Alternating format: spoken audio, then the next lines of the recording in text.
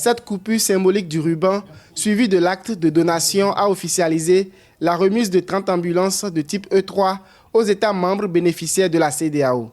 À Lomé au Togo, cette cérémonie a également marqué le lancement du déploiement régional de ces véhicules.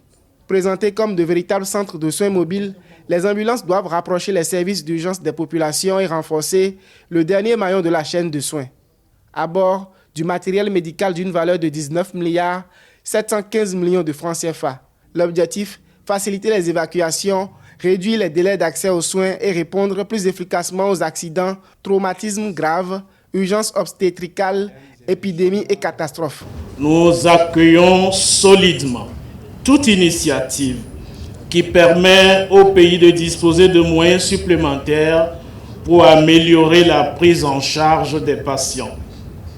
Pour le Togo, accueillir aujourd'hui cette cérémonie avant le déploiement des ambulances vers les États membres de la CEDEAO bénéficiaires est également une manière de contribuer à l'effort commun.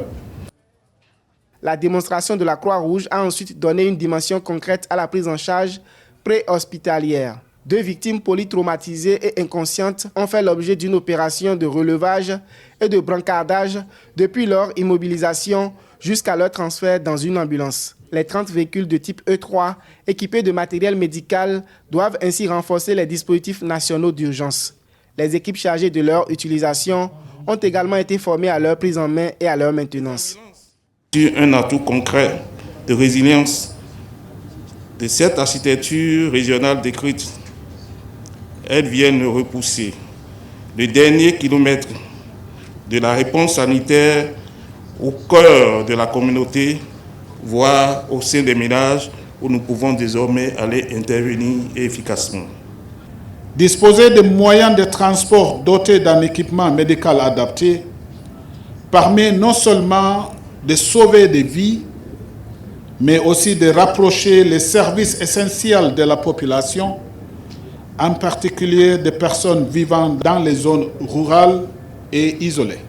Les ambulances que nous remettons aujourd'hui représentent donc bien plus que des simples véhicules de santé.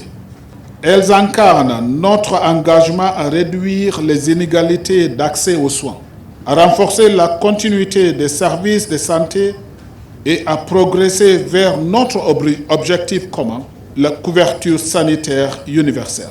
Pilotée par l'OAS avec l'appui de l'UNOPS, l'opération repose sur une réponse régionale aux urgences sanitaires. La CEDEAO entend désormais garantir le déploiement, la maintenance et l'intégration des ambulances dans les systèmes nationaux d'urgence avec des personnels formés. Ces 30 véhicules doivent renforcer les capacités de prise en charge et rapprocher les soins des populations, notamment dans les zones rurales et isolées.